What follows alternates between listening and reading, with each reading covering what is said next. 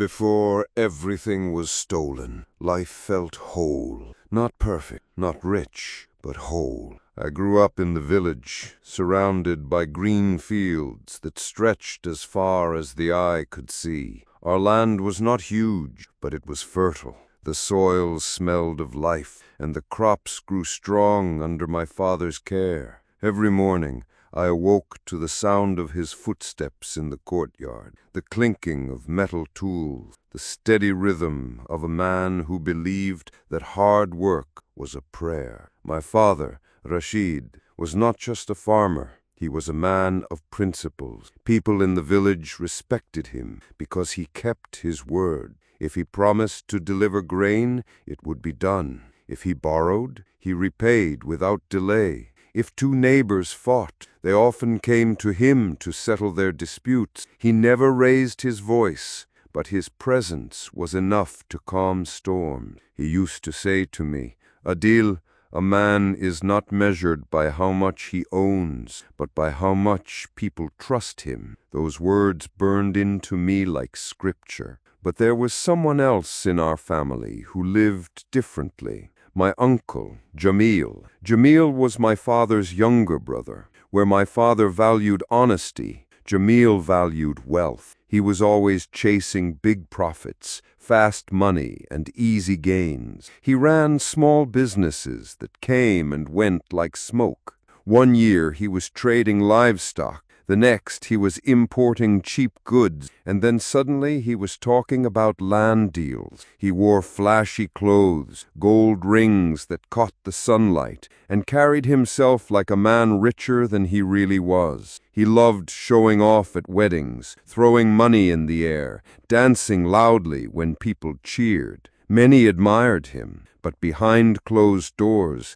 people whispered, "Jamil's money never stays. He's always borrowing, always scheming." Still, he was family, and in our culture, family meant loyalty. My father tolerated him. "Blood is blood," he would sigh, though I noticed the tension in his jaw whenever Jamil came too close to our fields. As a child, I didn't understand it. Jamil would bring me sweets, pat my head, and say things like, "You're going to grow up strong, Adil, strong like your uncle." I would smile politely, but I always felt something off in his words. His eyes lingered too long on the mango trees, on the well, on the field. I remember one evening clearly. Father and I were watering the crops when Jamil arrived. He leaned against the fence, chewing on a toothpick. "Bhai, this land. Do you realize what it could fetch if you sold it? Developers are looking for plots.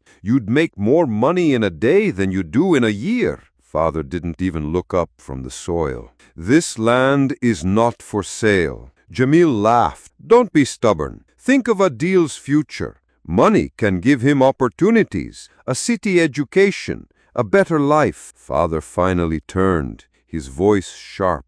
"This land is Adil's future. It fed me, it will feed him. It carries our father's sweat, our grandfather's sweat. Money disappears, but land remembers." The way he said it shut Jamil up for that night, but I saw the glint in his eyes, the hunger, the envy. He didn't forget.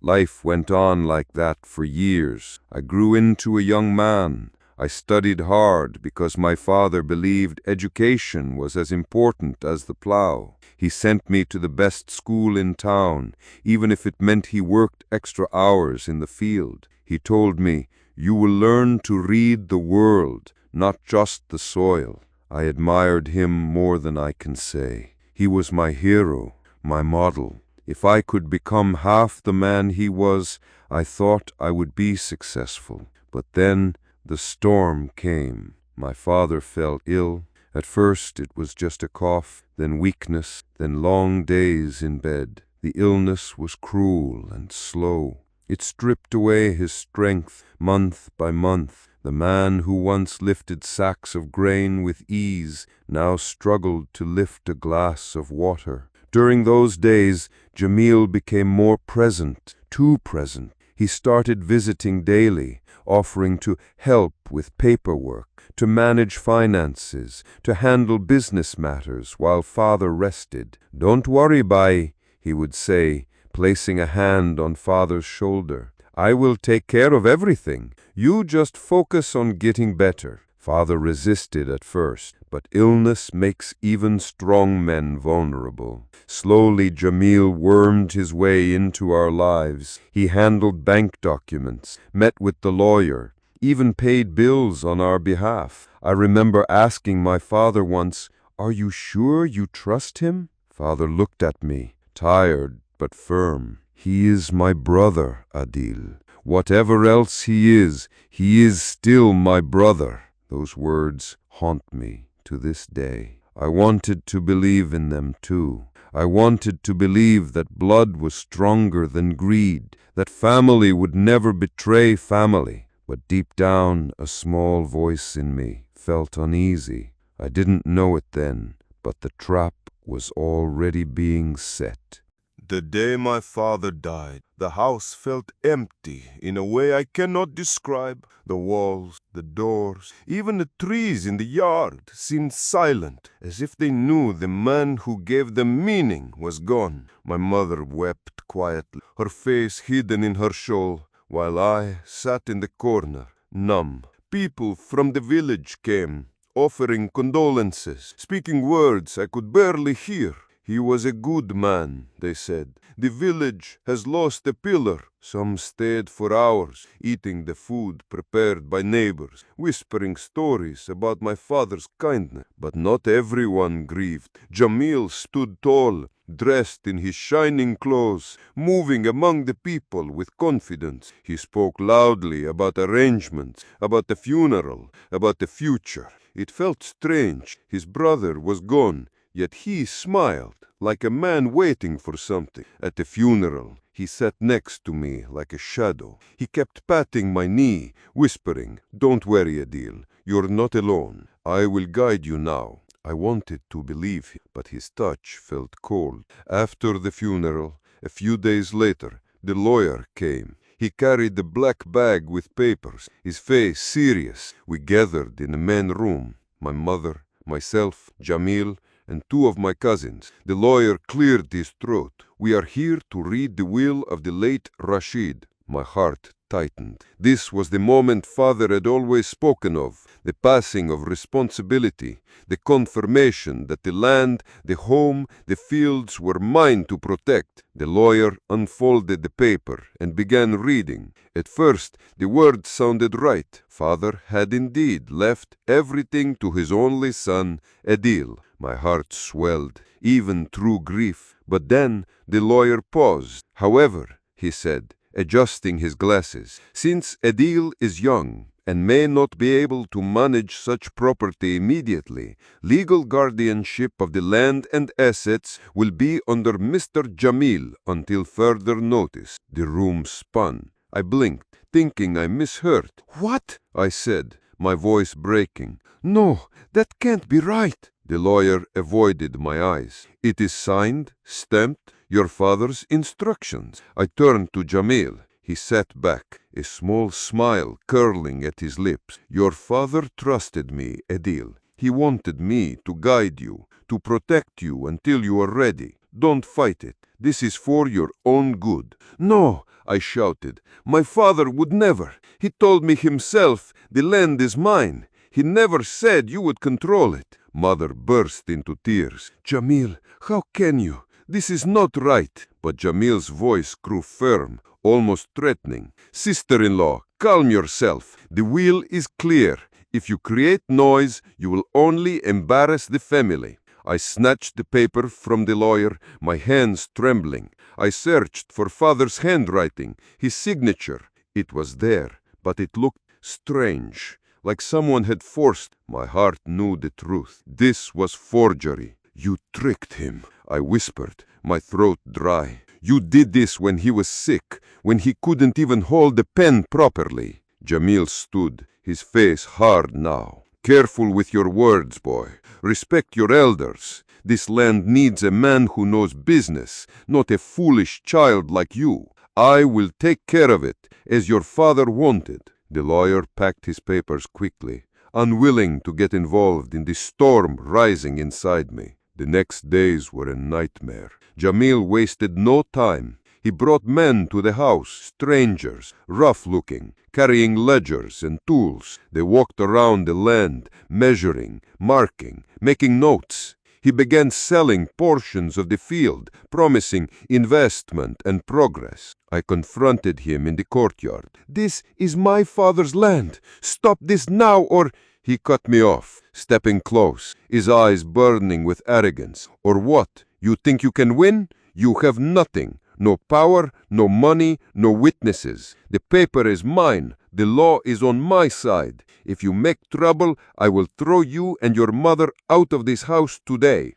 His words cut deeper than knives. Mother begged me not to fight. "Please, Edil," she whispered, tears in her eyes. "He is cruel. Don't make him angrier." But the humiliation didn't stop there. At the village market, people began whispering. "Poor Edil," they said. "His uncle controls everything now." Some pitied me. Others mocked me. Cousins who once treated me like a brother now looked at me with smirks, as if I were nothing. One evening, when I returned home, I found Jamil sitting in father's chair, smoking, his legs stretched wide. "This is mine now. If you don't like it, you can leave." That night, I cried silently, not just for the land, not just for the house, but for my father's trust. He had believed in blood, in brotherhood, in family, and his trust had been poisoned. I made a vow in that moment under the broken stars above me.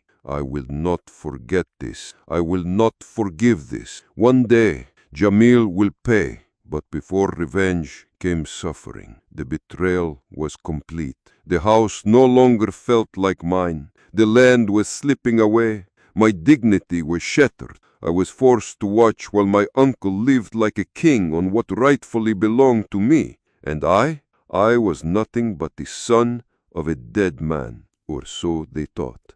The days after Jamil seized control were like living inside a slow, burning fire. I was still breathing, still moving, but everything I touched turned to ash. The house that once felt like a sanctuary now belonged to someone else. Jamil filled it with strangers, contract buyers, men with loud voices who spoke of profit and deals as if our land was nothing but numbers on paper. They walked through the fields with dirty shoes, kicking at crops my father had nurtured with love. Each footstep felt like an insult to his memory. One evening, I found a group of these men cutting down a tree my father had planted when I was born. Its roots had carried our history. Its shade had given us comfort during summer days. I shouted at them to stop. One laughed, another spat on the ground. "This land belongs to your uncle now," one said, raising his axe again. I wanted to fight. My fists tightened,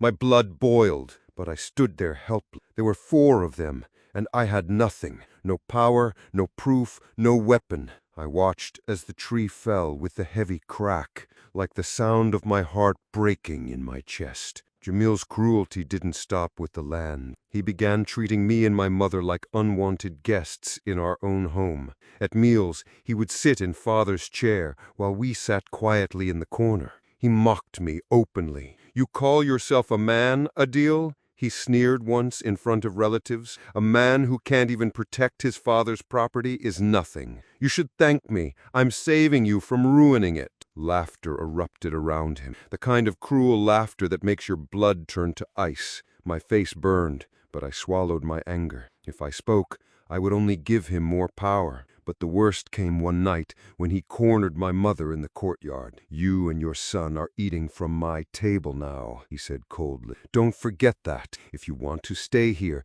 keep quiet. Don't speak about wills. Don't speak about land. Otherwise—" He let the threat hang in the air like smoke. I saw the fear in my mother's eyes when she told me later. She begged me again, "Don't fight him, Jamil. We have no one. If we resist, he will throw us out." And soon he did exactly that. It was a rainy morning when Jamil came with 2 men carrying sticks. He stood at the doorway, his voice loud enough for the neighbors to hear. Pack your things. You and your mother leave today. This house is mine now." My mother clutched my arm. "Please, Jamil, at least let us stay in one room." "No," he barked. "Out." I felt something snap inside me. "This was my father's house. You have no right." He stepped close, his face twisted with rage. "Your father is gone. His rights are gone. You are nothing now. If you don't leave, I'll have my men drag you out." The men moved forward. My mother screamed. I grabbed her hand, pulling her close. My pride screamed at me to fight, to strike Jamil then and there. But I looked at the sticks in the men's hands, the fear in my mother's eyes. I could not risk her safety. So we left. We walked barefoot in the mud, carrying only a few bundles of clothes and some utensils. Neighbors peeked from their doors, whispering, watching. Some pitied us, but none stepped forward. In this world, power, silence is sympathy. That night we stayed in a small, broken hut at the edge of the village. Rain leaked through the roof, soaking our blankets. My mother cried herself to sleep. I sat awake, staring into the darkness, my fists clenched. My heart screamed with rage, but my body was weak. I thought of my father's words, "Protect my name with honor," and I felt I had failed him completely. The days turned into weeks. We lived in poverty. My mother tried to earn by sewing clothes, but it was barely enough for food. I searched for work in town,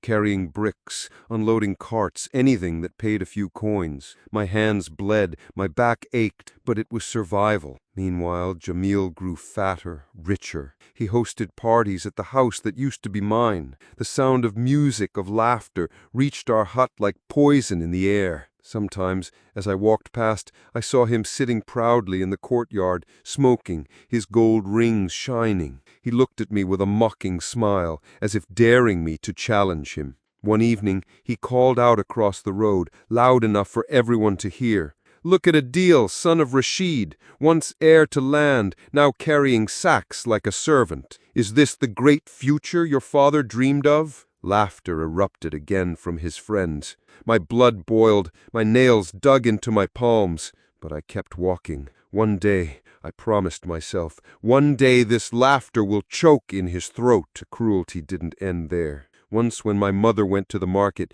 she overheard women gossiping. Poor Noor. She gave birth to a son who couldn't even protect her home. The words broke her heart. She came home with red eyes, unable to speak for hours. When she finally did, she said, "Adil, promise me something. Don't lose yourself to this pain. Don't let it turn you into a monster." I nodded, but inside I knew the pain was already shaping me, not into a monster, but into something sharper, a blade waiting to strike. The breaking point came when I saw Jamil slap one of the old servants, an old man who had served our family for years. The man begged for his wages, but Jamil struck him down in front of everyone. That night, I could not sleep. My mind replayed every humiliation, every insult, every stolen thing. I realized something clear as lightning. Jamil would never stop. He would destroy everything connected to my father's name until I was dust, unless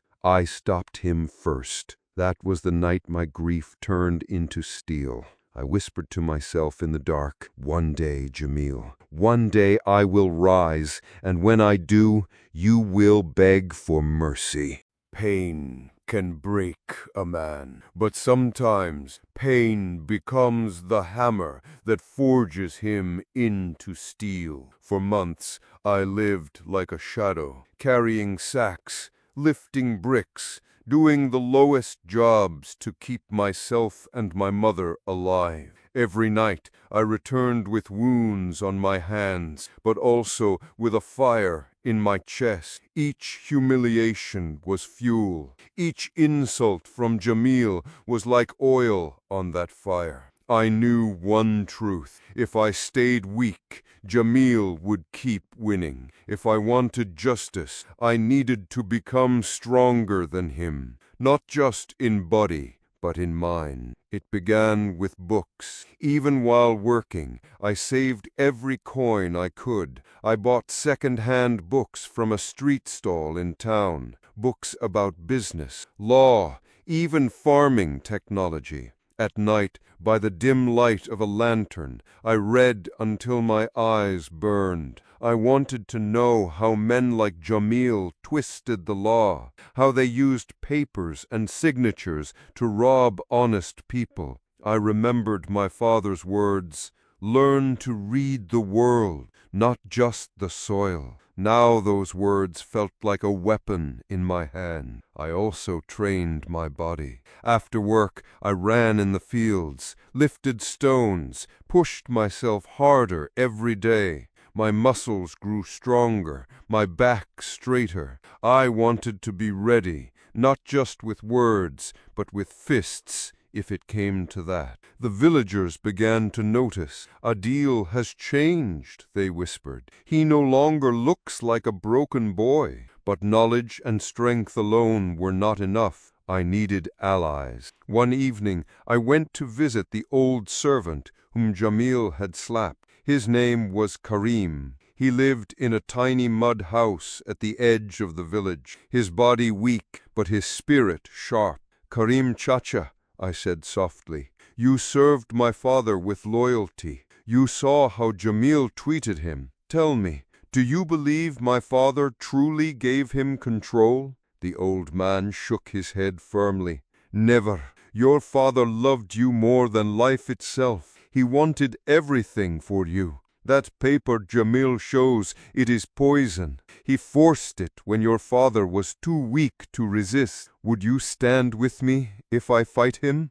I asked. His eyes filled with tears. "For your father's memory, yes, even if it costs me my last breath." That night, hope stirred in me again. Slowly, I built a circle of trust. Karim, who had served our family for decades. Two cousins who secretly despised Jamil's arrogance but were too afraid to speak.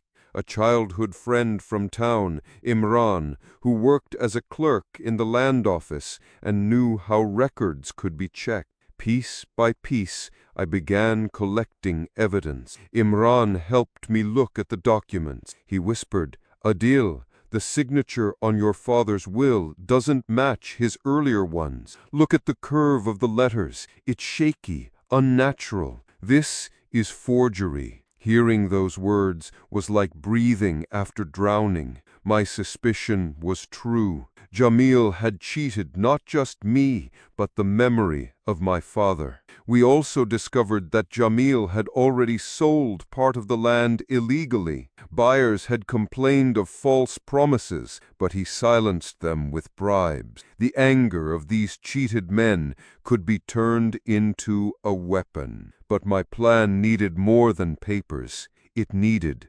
timing. Jamil loved showing off. Every year, on the anniversary of his so-called ownership of the land, he held a grand feast. He invited the whole village, slaughtered goats, played loud music, and sat on a stage like a king. That was when he was at his most arrogant and his most careless. I decided that that would be the day I would rip off his mask in front of everyone. My mother noticed the change in me. She watched me read late at night, train my body, whisper with friends. One evening, she asked quietly, "Adil, what are you planning?"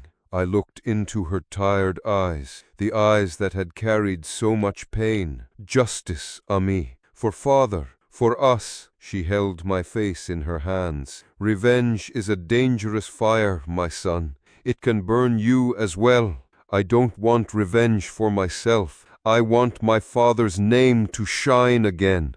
I want the world to know who Jamil really is." Her eyes softened. For the first time in years, I saw a small smile on her lips. "Then do it, my son, but do it with honor." The night before Jamil's feast, I stood outside in the field. The wind brushed against my face, carrying the smell of the soil my father once worked with pride. I closed my eyes and whispered into the darkness, "Abba, tomorrow I will speak for you. Tomorrow I will show them that your son did not forget. I swear, on your name, I will get justice at any cost." The stars above seemed to shine brighter, as if he was listening. By then, I was no longer the boy who had been thrown out in the rain. I was a man forged by loss, armed with knowledge, strengthened by rage, and guided by loyalty. And tomorrow, Jamil would see the face of the storm he himself had created. The night of the feast arrived like a storm waiting to break. Jamil had prepared for weeks. The courtyard of the house, my house, was decorated with strings of lights. The smell of roasted meat filled the air. Musicians played drums and villagers poured in, eager for food and entertainment. At the center, a tall stage had been built, with a golden chair placed on top. That was Jamil's throne. He sat there in shining clothes, gold rings flashing, laughing loudly, raising cups of wine as if he were a king and the land his kingdom. But for me, this was no celebration. This was Judgment Day. I stood at the edge of the crowd, watching. My heart pounded like a drum. Beside me stood Kareem, the old servant, leaning on his stick, his eyes burning with loyalty. Imran, my friend from the land office, held a folder filled with documents. The cheated buyers, men angry at Jamil's lies, were also there, waiting for my signal. It was time. I walked forward through the crowd. Whispers rose. "Look, it's Adil, the boy who lost everything." Jamil spotted me, his smile twisted into a sneer. He raised his voice so all could hear. "Well, well, the beggar arrives. Tell me, Adil, have you come to eat from my table? Do you want scraps like a dog?" Laughter burst from his friends. My fists tightened, but I forced myself to stay calm. I stepped onto the stage, my voice loud, steady. "I didn't come for your scraps, Jamil. I came for what belongs to me. Tonight, in front of everyone, your lies will end." The laughter died. Silence spread like fire through the crowd. Jamil's eyes narrowed. "You dare speak to me like this? In my house?" I looked around at the villagers. "This is not your house. This was my father's. This land, these walls, everything here was his gift to me, and you stole it." Gasps rose from the people. Mothers pulled their children closer. Men leaned in, eager to hear. Jamil stood, his face red. "Enough of this nonsense. The will was clear. Your father gave me control." I shouted back, my voice sharp as a blade. "Lies! You forged his signature when he was too sick to hold a pen. Look here." I held up the folder. Imran stepped forward, opening it for everyone to see. He said, "I work in the land office. These are copies of Rashid's old signatures. Compare them to the one Jamil showed. They do not match." The crowd murmured loudly now. People leaned forward, examining the papers, whispering, shaking their heads. I pointed at Jamil. "You tricked a dying man. You cheated your own brother. You sold land illegally. You slapped loyal servants. You robbed not just me, but this entire village." The cheated buyers stepped forward, their voices rising. "Yes, he took our money and lied. He promised us land, then sold it again to others." "Thief!" someone shouted from the crowd. Jamil's face twisted with rage. He grabbed my collar. "You bastard! You think you can shame me here? I will kill you with my own hands!" And then the fight began. He swung his fist. I ducked, the punch grazing my cheek. The crowd roared, half in shock, half in excitement. I struck back, hitting him in the stomach. He staggered, but did not fall. "You'll never defeat me," he growled, charging like a bull. I remembered all the nights I trained, all the days I carried bricks until my back screamed. I dodged, landed another punch on his jaw. Blood spilled from his lip. The men he had hired moved forward to join, but the cheated buyers blocked them, shouting, "No more lies! No more stealing!" The crowd divided, some pulling, some cheering, the whole courtyard astorm. Jamil lunged again, grabbing a stick from one of his men. He swung it hard, hitting me on the shoulder. Pain shot through me, but I refused to fall. I heard my mother's voice from the crowd, trembling. "Adil, be careful!" Rage exploded inside me. I grabbed the stick mid-swing, twisted it from his hands, and struck him across the back. He fell to his knees, groaning. I stood over him, my chest heaving, sweat and blood mixing on my face. I raised the stick, ready to end it. The crowd shouted, some begging me to strike, others urging me to stop. Jamil looked up at me, his face swollen, his eyes still filled with arrogance. "You'll never win. Even if you kill me, the land is mine." I dropped the stick at his feet. My voice rang across the silent crowd. "No, Jamil, the land is not yours. It belongs to my father's name, and tonight everyone has seen the truth. You are nothing but a thief, a coward who hides behind forged papers and hired men. Your time is over." The crowd erupted, shouts of anger, cries for justice. Some villagers dragged Jamil to the ground, spitting at him, cursing him. His men fled into the night.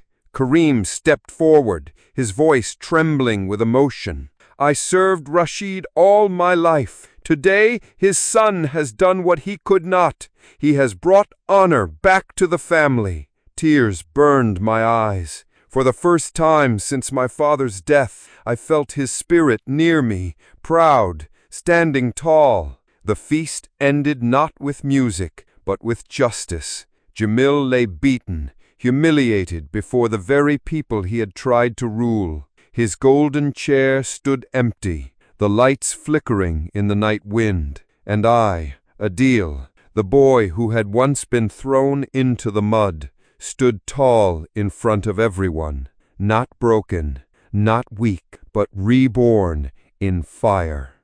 The night after the feast, the village was no longer the same. People talked in every street, in every shop, about what they had seen. Jamil, the man who thought himself untouchable, lying in the dirt, beaten, his lies torn open before all. For the first time in years, I walked through the market with my head high. Men who once mocked me now greeted me with respect. Women who once whispered behind my back now spoke kindly, their eyes soft with sympathy. Children ran past me, shouting my name with excitement, as if I had become some kind of hero in their young eyes. But I did not feel like a hero. I felt like a man who had finally broken free from chains. Jamil, humiliated, tried to hide. For days he did not show his face in public.